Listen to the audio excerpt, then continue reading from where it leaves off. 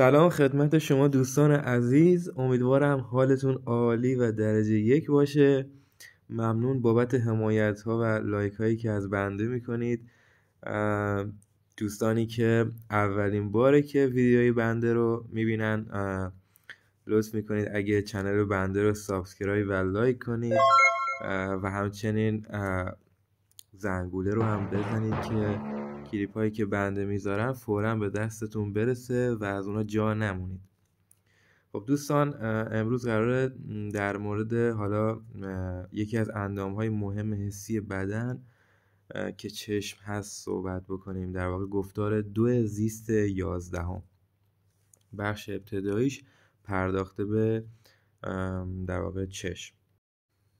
خب اولین نکته‌ای که وجود داره اینه که بیشتر اطلاعات پیرامون از راه دیدن و به کمک چشم‌ها دریافت میشن. خب این یعنی که چشم‌ها نقش بیشتری رو نسبت به اندام‌های حسی دیگه در دریافت اطلاعات حسی پیرامون دارن.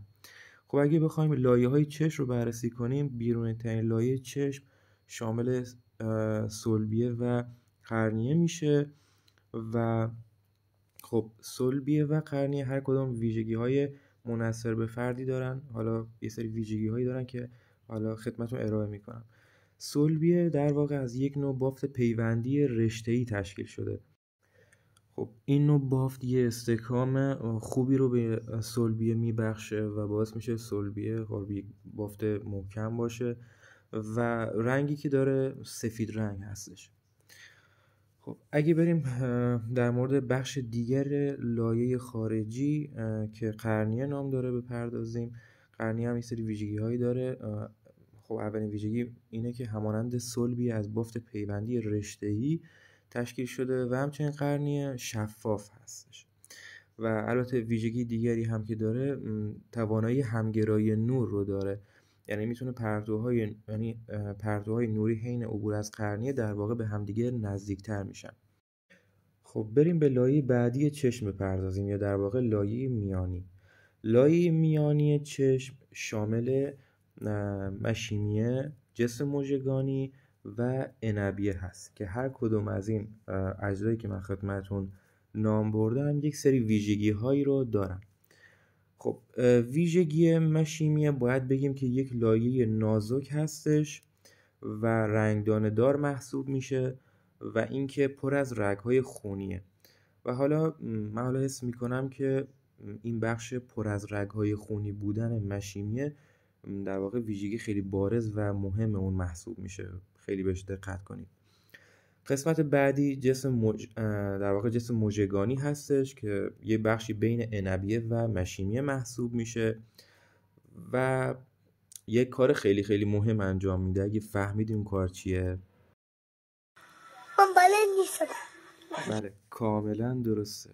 با تغییر دادن قطر عدسی در واقع در عمل تطابق نقش ایفا میکنه. بچه جسم مژگانی از مایچه‌های صاف مژگانی تشکیل شده، یعنی مایچه‌های صاف یا غیر ارادی در این بخش نقش ایفا میکنن. خب جسم مژگانی همونطوری که بهتون گفتم در تغییر قطر عدسی نقش ایفا میکنه در عمل تطابق، در واقع برای اینکه اجسام چه دور باشن چه نزدیک با تغییر قطر عدسی شما بتونید دقیق به حال اون پرتوهایی که از سمت جسم میاد رو در نقطه خاصی به روی شبکه متمرکز کنید که بتونید به خوبی اون جسم رو ببینید. اما بخش دیگر لایه میانی رو ما گفتیم که عنبیه هست. عنبیه بخش رنگین چشم محسوب میشه. در واقع از یک سری حالا مایچه های طولی و حلقوی هم تشکیل شده که در تنگ و گشاد کردن سوراخ مردمک نقش دارن. در واقع حالا اگه بخوایم یه توضیح مختصر بدیم باید بگیم که اگه مایچه های طولی عنبیه منقبض بشن سوراخ مردمک گشاد و اگه مایچه های حلقوی عنبیه منقبض بشن سوراخ مردمک تنگ میشه. بچه مردمک در واقع یک سوراخی هست که بین اون مایچه های عنبیه قرار داره. و اما بخش دیگه که وجود داره در پشت سوراخ مردمک هست به نام عدسی، که عدسی همونطور که خدمتتون عرض کردم در انجام عمل تطابق و همگرایی پرتوهای نوری برای اینکه این پرتوها در یک نقطه خاص به روی شبکه متمرکز بشن نقش داره. داخلی ترین لایه در واقع شبکیه نام داره. خب شبکیه هم یک ویژگی خیلی مهم داره که اونم واقعا پیشنهاد میکنم خیلی حواستون به این نکته باشه که شبکیه در واقع لایه بسیار نازکه، یعنی در واقع در بین لایه‌های دیگر چشم میزان ضخامتش خب خیلی کمتر محسوب میشه. این لایه از یه سری نورون و گیرنده‌های نوری تشکیل شده. چیزی که هست اینه که در واقع کتاب بین نورون و گیرنده‌های نوری تمایز قائل شده ها. خب شما دقیقا نمیتونید بگید که گیرنده‌های نوری نورون هستن. خب حالا یه سری تفاوت‌هایی با هم دارن. خب گیرنده‌های نوری که در لایه داخلی یا شبکیه حضور دارن، دو دسته گیرنده‌های نوری هستن: گیرنده‌های نوری در واقع مخروطی و استوانه‌ای که هر کدوم از این گیرنده‌ها هم حالا یه سری ویژگی‌های منحصر به فردی دارن. به این شکل که گیرنده‌هایی که از جنس حالا از نوع گیرنده‌های استوانه‌ای هستن در نور کم به خوبی تحریک میشن.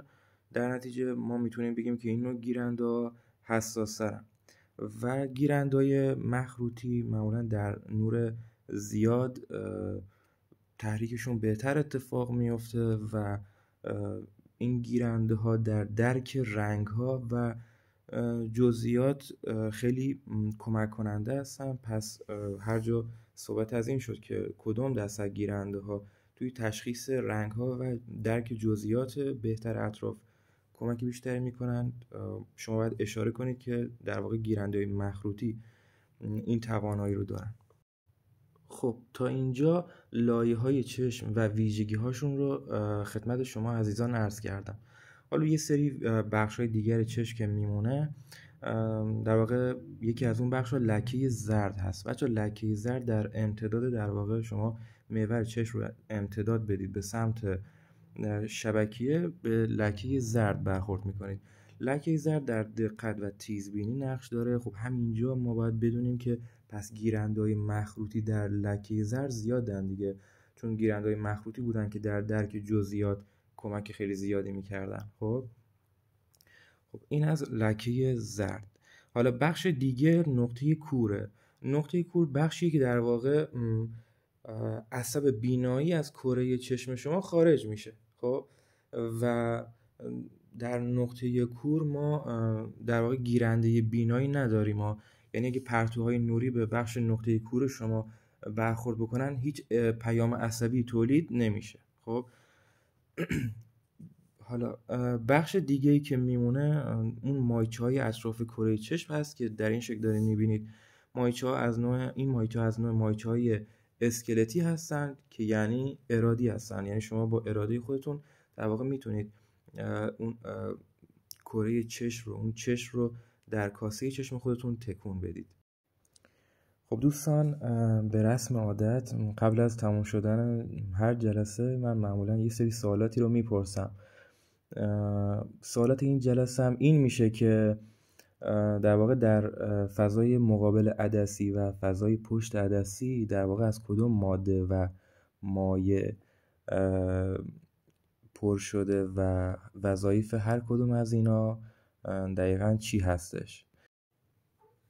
اینم از بخش چشم که مربوط میشه به گفتار 2 فصل 2 زیست 11 که در مورد حواس هست.